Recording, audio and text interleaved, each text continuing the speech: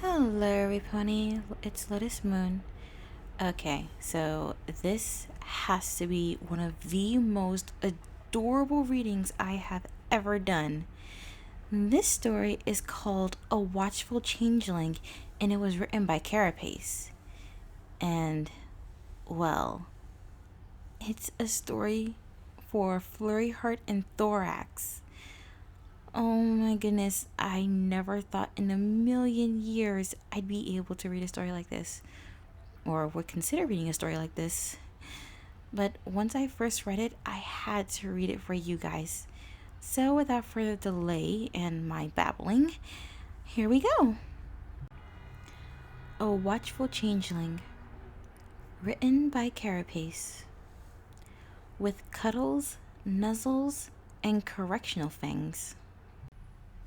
Flurry Heart was missing. Well, she wasn't missing in the sense that every pony needed to run around panicking, knocking over furniture, peering into vases. Why they do that, I'll never understand. It's not like she's a changeling like me. And calling out her name at the top of their lungs. No, not at all. I hoped not, at least. Flurry Heart, my babbling, ever-happy overlady, was hiding from me. I didn't bother cupping my hoofs to my mouth and calling her name. Why bother using the goofy voice Shining Armor makes when he asks where she is? Right there in front of you, Prince Captain. Again. Or Cadence's singing call, as sweet as fresh love from a young couple necking on a park bench. That may be their way, but it's not the changeling way. I crept through her room, swiveling my head to and fro, let my keen eyes search every nook and cranny. No shadow went unchecked, no bin unopened. I let out a discontented chitter. She was outwitting me. Me! A changeling! With a frown, I lowered my head to the floor and sniffed. I could smell her love. Oh, could I? A youngling's love is delectable, full of innocence, indiscriminate between friends and family. They love almost freely. It was why Queen Chrysalis so often made it a habit of switching our younger nymphs out with foals in far-off lands.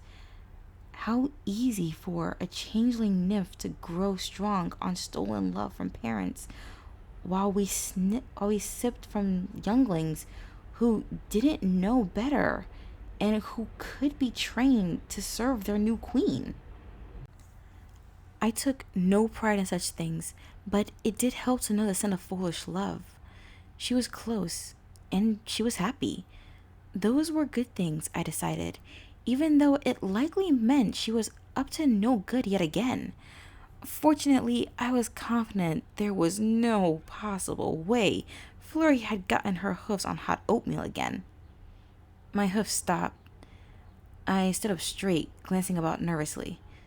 I truly hope she hadn't procured some oatmeal from First Mother knows where. One bowl of hot, sticky, milky goop to the face had been quite enough, thank you very much. A bubbly, foolish giggle tickled my ear fins. I swiveled my head around, my eyes opened as wide as dinner plates so I can take in all of my surroundings at once. She was near. That laugh sounded close. From within her room, perhaps? Laying in ambush. I had to smile. My overlady was learning well. She had seen me pull a similar prank on Sunburst when he came looking for us, claiming that it was time for little fillies to go to bed. My overlady disagreed, so it fell upon me to aid her in such a time of need. Or so I thought. I had been very, very wrong. Fortunately, Princess Cadence was ever so informative when such things confused me, and I had learned well enough for her to entrust me with watching over Flurry all by my lonesome, while she and Shining enjoyed a quiet night to themselves, out to some nice restaurant, I believe. Sunburst had gone to meet Trixie somewhere in the city. didn't pester him for details, but his face turned a rather endearing shade of pink, and a very sweet, familiar scent rolled off him in waves. Unfortunately, he opted not to serve as my donut before leaving, though he did appreciate being told that he smelled delectable. Then he ruined it with cologne. So disgusting. I peered into her room, wary of any sudden attacks. For all I knew, she might sneeze or get a sudden bout of hiccups and fire a bolt of magic my way. Not intentionally, of course. I am her favorite changeling, but accidental magic still stung, and I had no intention to become one with the wall again. After a few seconds and no sign of little Flurry, I decided to step inside. With my nose low to the ground, I sniffed a few snuffling breaths, catching a good whiff of her scents. Her favorite strawberry shampoo, full powder, and love. Oh, did she ever smell of love? An inherent trait from her wonderful mother, no doubt. As I entered the room, I snuck a peek under her crib. Nothing, of course. My overlady was too wise for such spots. It would limit her mobility. But where was she? I didn't see any sign of a crack in the closet door where she could peek out from, nor did I hear any shuffling in her toy bin, which only left a couple of options. Another bout of giggles made my ear twitch. I smiled. I knew that giggle. That was her pre-pounce giggle, which could only mean one thing. I reared back onto my hind legs and caught a pink, purple, and cerulean missile in my hoofs. Aha! I cried with a victorious chitter. Grinning, I allowed myself to fall back onto my rump with a light click-clack of carapace smacking against crystal. I leaned down and nuzzled her belly, tickling her with my nose and the tips of my fangs. I seemed to have caught a Flurry heart. Flurry let out a squeal of laughter and flailed her tiny hooves, lightly batting at my face. Dora! Dora Pounce! Dora Pounce! Yay! Pounce. If it were any pony or anyling else, I would have taken offense and then taken steps to correct them with my fangs. But this was Flurry Heart, my overlady. I chuckled into her coat, which only sent her further into petals of mirth and drove her to squirm. She meant no offense, of course. I knew what she meant. Drawing back, I fixed her with a crooked smile. No giggles before Pounce's Flurry. I reminded her of our previous lessons. Really, after all the times she caught Shining in the face, I'd hope she'd have learned. Pouncing is a crucial skill after all. We have to be quiet so we can surprise the pounced ones. Remember? I hold a hoof to my lips. Shh, then pounce. She blinked her big, adorable eyes, then mimicked my actions, bringing a clumsy little hoof to her lips. Shh, she repeated with a big smile. Then pounce. Close enough, but repeating my words and putting them to practice were entirely different matters. I stole a quick glance at the clock. We had about a half hour or so before Flurry's dinner time. Plenty of time to fit in a pouncing lesson if we could find a couple of volunteers. Their knowledge of their part of this lesson was optional. It would be far better if they didn't know what I just signed them up for. In terms of Flurry Heart's development, I mean. With a bright smile, I stood and set her safely on the back of my shell, right on my wing casing, so she would have a comfortable seat. Come along, Flurry, I said as I trotted out of her room, through the common area and out of the royal suite. It's time for some remedial pouncing lessons. I selected our targets with great care, They were a pair of off-duty guards, that two that I knew to adore Flurry and seemed amicable towards me. From discussions with Shining Armor, I also knew both to possess a good sense of humor. They were a couple, actually. A rather burly mare with broad shoulders and wide hips named Orange Blossom, and a smaller, athletically inclined stallion as sleek as an arrow who went by the name East Wind. Both came from different cities and met on detail in Shining Armor's unit, then promptly fell in love. True love, as a matter of fact. The sort that made Princess Cadence beam and clap her hooves, and made me lick my fangs and struggle not to drool. A fact which reminded me to wipe my mouth before any droplets fell and splattered on the crystalline floor. There was nothing more embarrassing than a good pounce being ruined because of drool alerting one's prey. Flurry and I were perched on one of the arches, one with a big gap between the ceiling and the arch itself, making for a perfect spot for us to hide. We could both swoop down and tackle the pair with ease. Well, I can tackle one of them. Flurry would no doubt just glide down and apply a rather firm hug. Not quite a proper pounce, but strength would come later.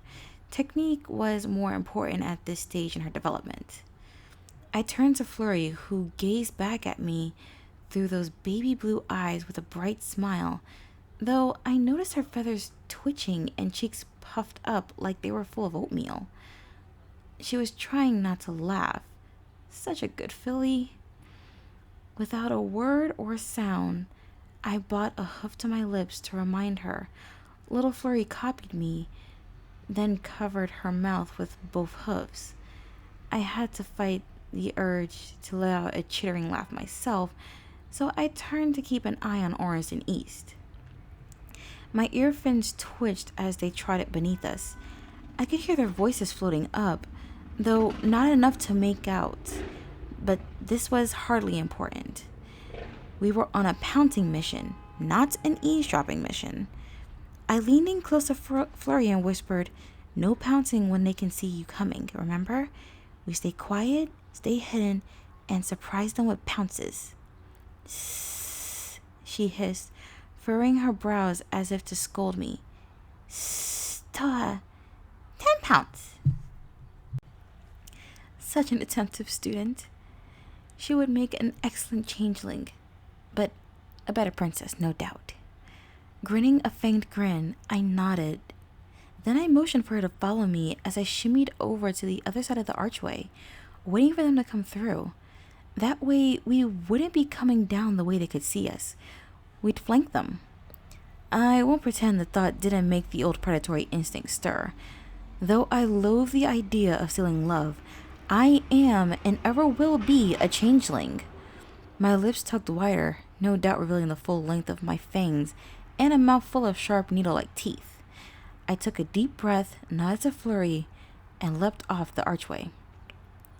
East Wind's left ear twitched. He must have heard my hoof tap against the crystal. He turned to look, but it was too late.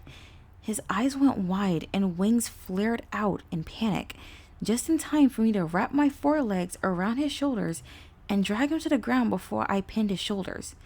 I let out a victorious chitter. "Pounced," I hissed gleefully as I settled my weight on his belly to prevent escape. "Thorax," he groaned. "What the hey are you doing?"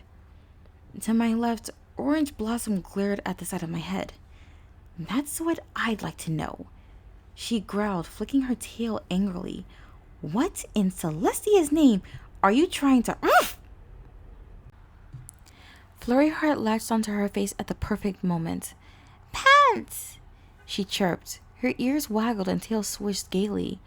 "Hurry, Pants Blossom! Hurry, Tora Pants! Yay!" Flawless execution. "Excellent, Flurry," I said with a smile as I got off East Wind and let him sit up. That's how you pounce. Good hiding spot, stay quiet. Then I feinted as though I were going to jump east wind, which made him scoot towards Orange. Pounce. While Flurry babbled, delighted to have claimed a comfortable spot latched onto Orange Blossom's face, the pair stared at me, then her. Their ears twitched a couple of times, then suddenly stood straight. Orange spoke slowly. You're teaching her how to pounce? Eastwind finished. I bobbed my head. Why? Why? Did no pony understand the important life lessons I was imparting? With a heavy sigh, I informed them that it was important for Flurryheart to learn how to pounce and hide properly. Survival skills were paramount to every member of the hive.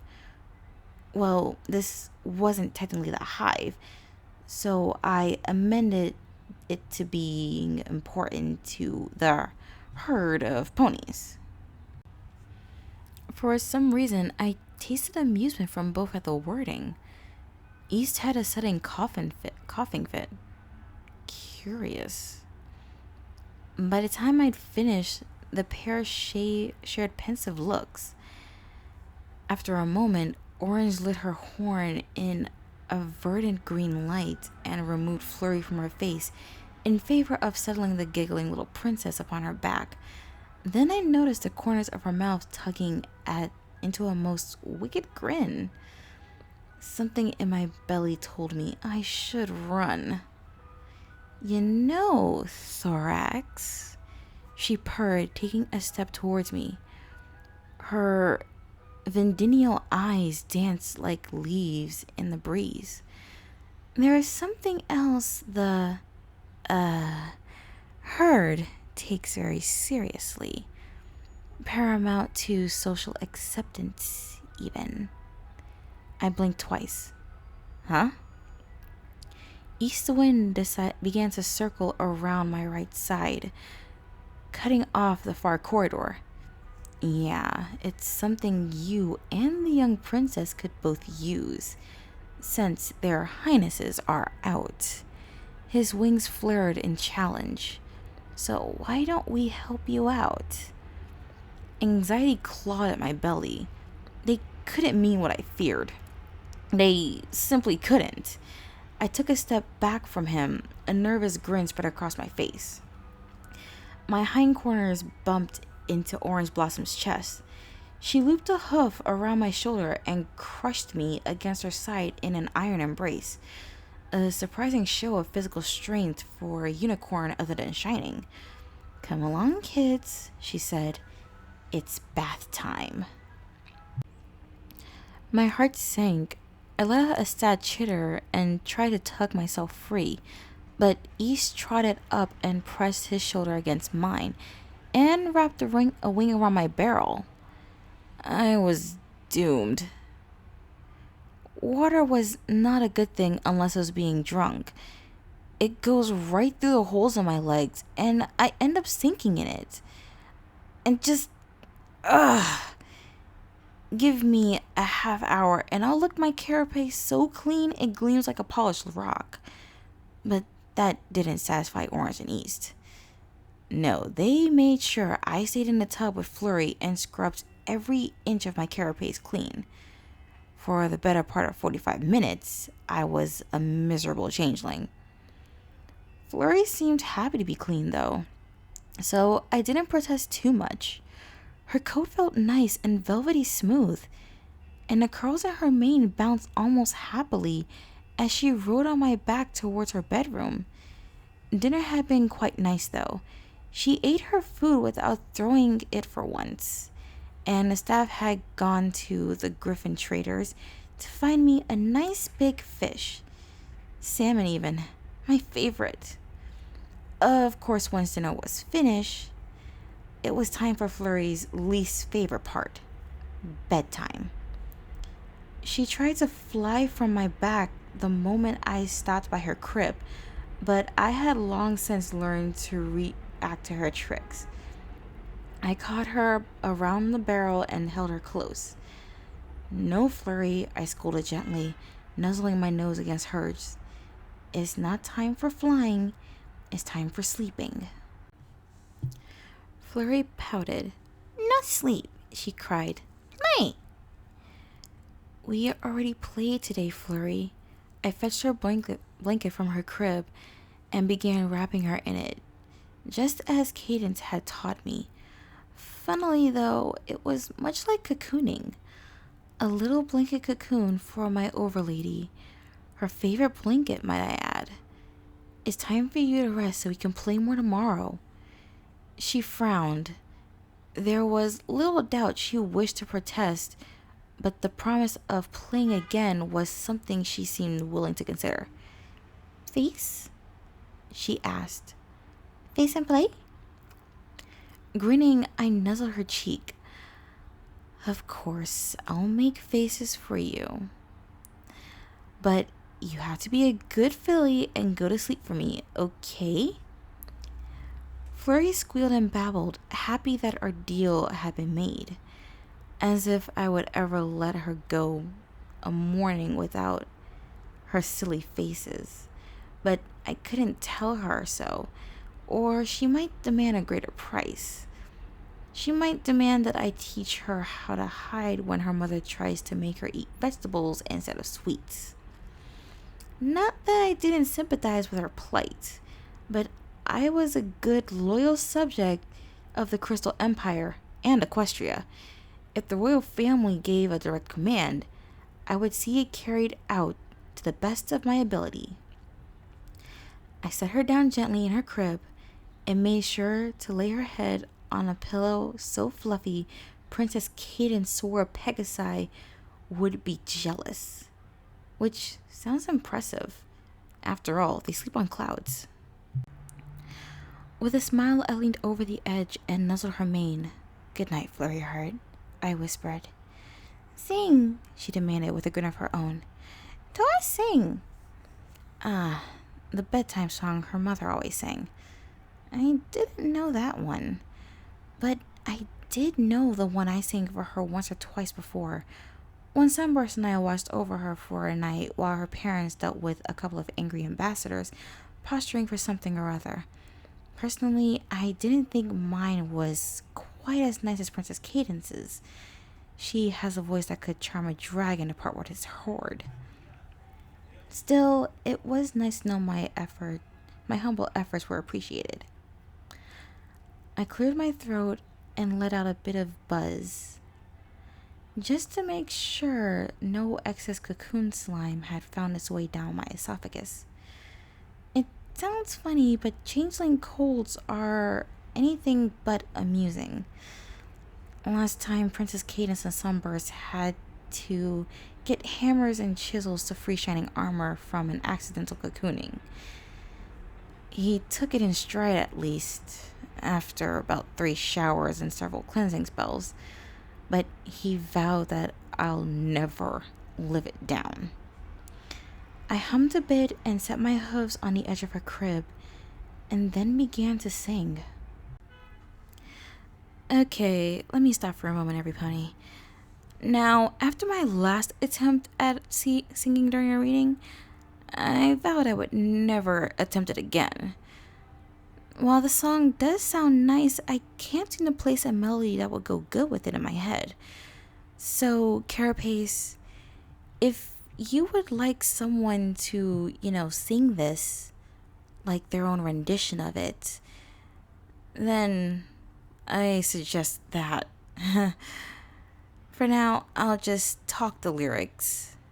I don't want to attempt singing, as my voice might sound pretty bad at it. Let's continue. Warm cocoons of changeling slime, gooey bliss as green as limes. Sleep now, sweet filly, for tomorrow we'll play. On midnight wings your dreams may fly. Hush now, Flurry, close your eyes. Thorax is here right by your side.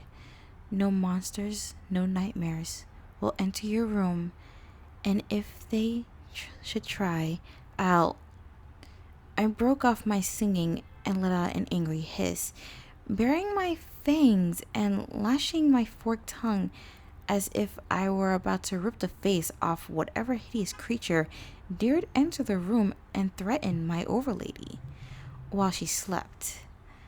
After a few seconds, I stopped and snuck a peek down at Flurry to make sure I hadn't frightened her. Flurry laughed and wriggled in her blanket, happy as a nymph in a warm cocoon, happy that I was there to protect her. With a happy buzz, I sang the last verse. Warm cocoons of changeling slime, gooey bliss as green as limes. Sleep now, sweet filly, for tomorrow we'll play. On midnight wings your dreams may fly. Rest now, dear Flurry, for tomorrow we'll play. One sunlight and bird song herald the day. As the last note tapered off, Flurry Heart let out a long, breathy yawn. Her big blue eyes began to go a bit unfocused, and her eyelids began to droop. She turned as if to offer nuzzles, leaning up towards me. I leaned down to meet her. Good night, Flurry, I said again, nuzzling her nose. Night, Tora, she murmured. Then, to my surprise, she kissed my nose and snuggled into her pillow. She was fast asleep within seconds. My work watching over her for the night was done. Mostly, anyway. Someone had to stay nearby until her parents returned. Silent as a mouse, I crept from her room and pulled the door nearly close, leaving just a crack so I could hear her cry out if any monsters or nightmares frightened her. I stood in the hallway for a moment, glancing about to check the room. Then I sat down, a physical barrier between the common area and Flurry's room. Princess Cadence and Prince Captain Shining Armor said they found my hissing and snarling to ward off intruders or monsters endearing. Their sentiment is appreciated, though they, Sunburst, and I all know full well that I'm serious. Until her parents returned, Flurry Heart was my charge. Until then, nothing would make the egregious mistake of disturbing her sleep, or I would correct them with my fangs. And that was A Watchful Changeling, written by Carapace. Like I said, this is the most adorable story I have ever read, and the part in Thorax's song where he stopped to hiss and snarl reminded me of that scene from Hotel Transylvania where Dracula was singing to Mavis. Oh my goodness, the comparison is too cute to resist. I am sorry for the interruption during the reading. I did say then, and I'll tell you again, I will not try singing again during a reading. The last time I did, I sounded so horrible, I horrified myself, and I used to be in a church choir. That being said, I think my speaking way of saying it sounded more adorable. It sounded like reading a cute poem to someone. Anyway, I do hope you enjoyed this reading and hope you look forward to more of my readings coming soon. I think my next few readings should be clops, so look forward to that. I am Lotus Moon, and I want to wish you all a good morning, afternoon, evening, and night wherever you are, every pony. Good night.